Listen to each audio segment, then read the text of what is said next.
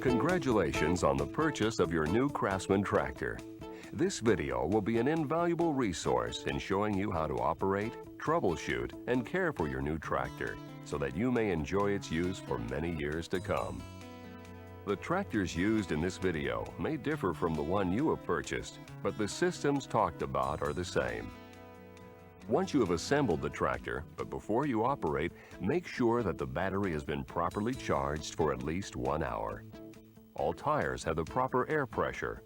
Not having proper air pressure will cause the deck to cut unevenly. The tires were shipped overinflated. Check that the deck is properly leveled side to side and also front to rear. Check the mower and tractor drive belts. Be sure that they are routed properly around the pulleys and inside all belt keepers. Check the wiring. Make sure that all connections are secure and that the wires are properly clamped in place. Also, get to know your controls. In the operations section of your owner's manual, there is a picture of the tractor with all the controls. Get to know the controls and how each one of them works. It is very important to have the correct oil level in the engine. It's also recommended that the oil be changed after the first 2 hours of use. This will clean the engine of any debris caused by break-in. Fill the tank with fresh, clean, regular, unleaded gasoline. The use of leaded gas will increase the carbon and lead deposits, which will reduce the valve life. When storing your tractor after the season, be sure and follow the storage guidelines in the owner's manual. Now, let's run through the operation of your tractor. Push the clutch brake pedal and set the parking brake by lifting the small lever at the bottom right side of the dash. Hold the lever in the engaged position and release the clutch brake pedal. The lever will remain in the engaged position. Put the gear shift lever or motion lever in neutral. Make sure the attachment clutch is in the disengaged position. Some models have a large lever on the right-hand side of the dash. This lever should be at the bottom of the slot.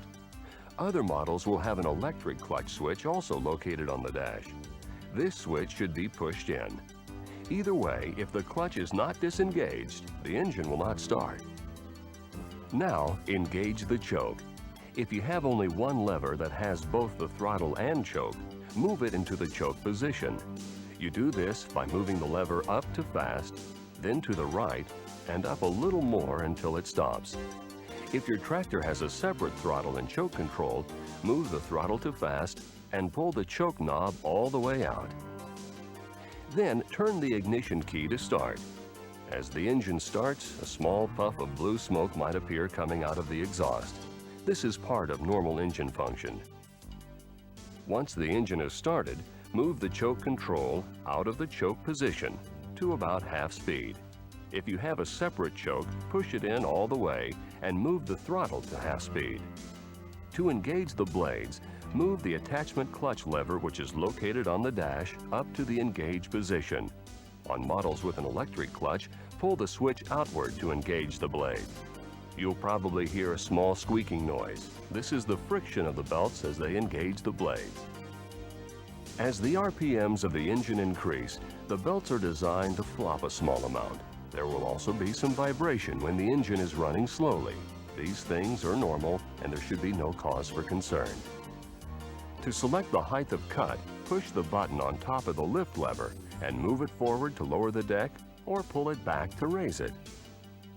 Some models have 6 positions where you simply select the cutting height, while others have an infinite height adjustment system. With this system, the height adjustment of the mower is raised or lowered by turning the height adjustment knob, located just under the left-hand side of the dash.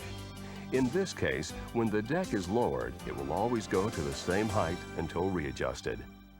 Now, to begin cutting the grass. First, make sure the throttle control is at half speed. Then engage the blades. By doing this at half throttle, you will prolong the belt life. If you have a gear drive unit, push the clutch pedal all the way down, select the gear desired, then release the clutch slowly. If you have a hydro, first make sure that the bypass valve is in the run position.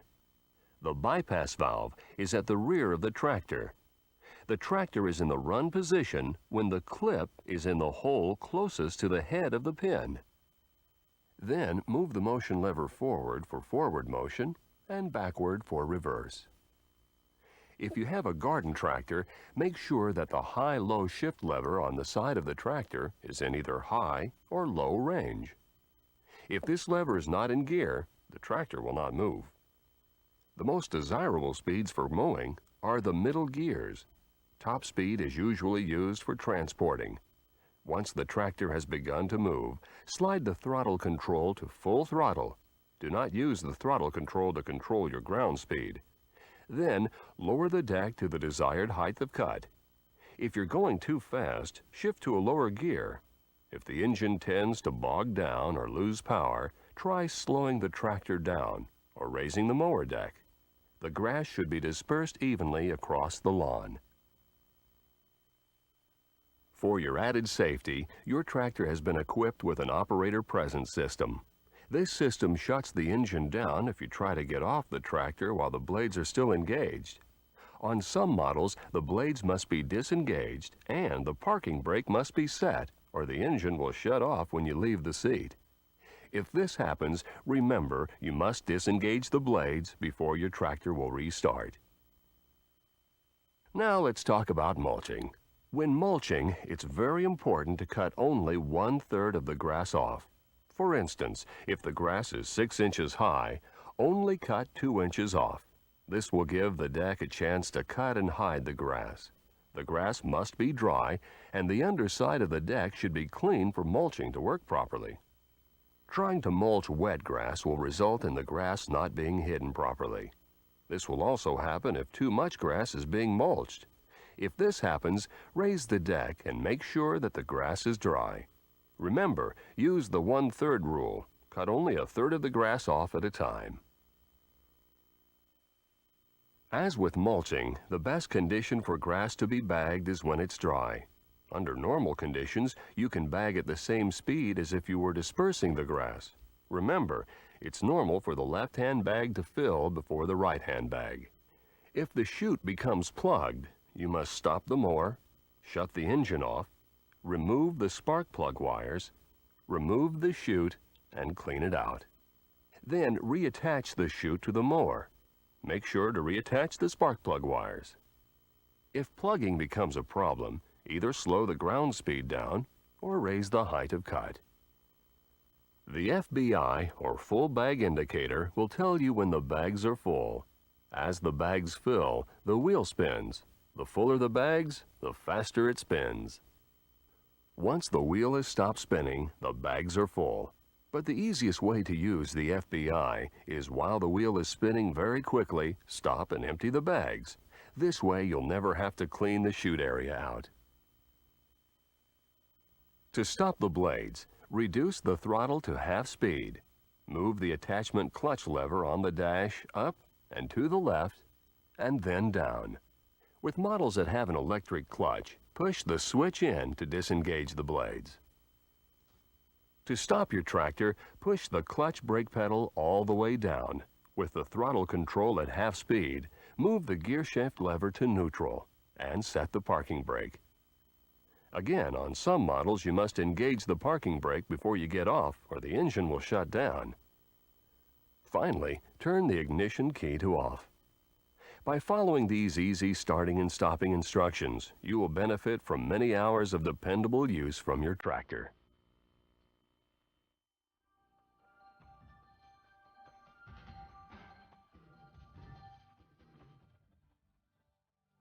If your tractor will not start, was the clutch brake pedal pushed down?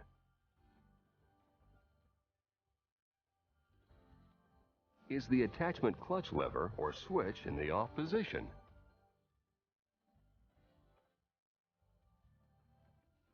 Is there fuel in the gas tank?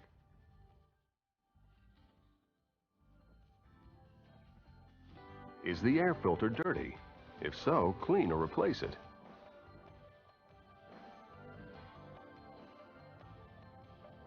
Is the battery weak or dead? If so, recharge or replace it. Keep the battery fluid up to the bottom of the vent wells. Remember, all batteries will discharge if left sitting for long periods of time. It's okay to charge the battery with a standard 12-volt automotive-type charger.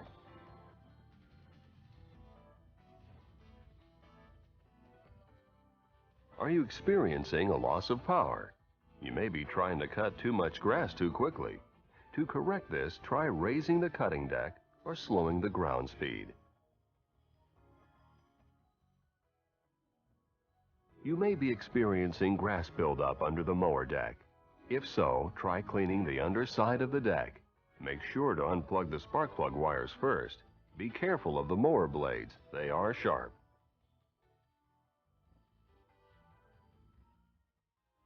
The choke may be partially engaged. Disengage the choke control fully.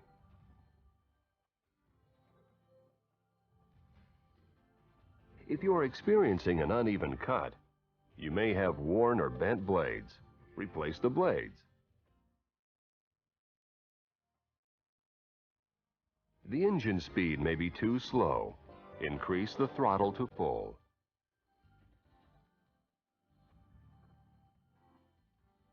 The mower deck may not be level. Re-level the deck. Grass may be building up under the deck. Clean underneath the deck.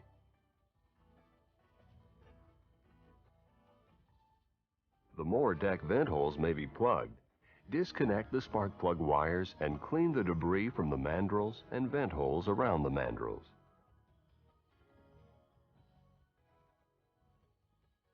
The blade mandrel may be bent. Repair or replace. The tire pressure may be low or uneven. Check the pressure and adjust it accordingly.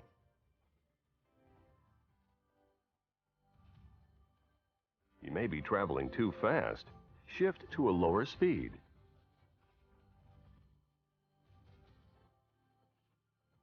You may have a worn mower drive belt. Replace the belt.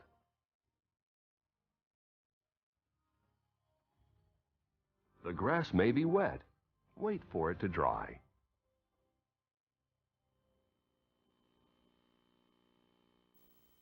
To keep your tractor in good working order, proper care and maintenance is essential. Sears has made every effort to supply you with the highest quality lawn or garden tractor available. We hope that this video has been helpful. We're confident that with the proper care, maintenance, and operation of your new tractor, you'll be able to enjoy its use for many years to come.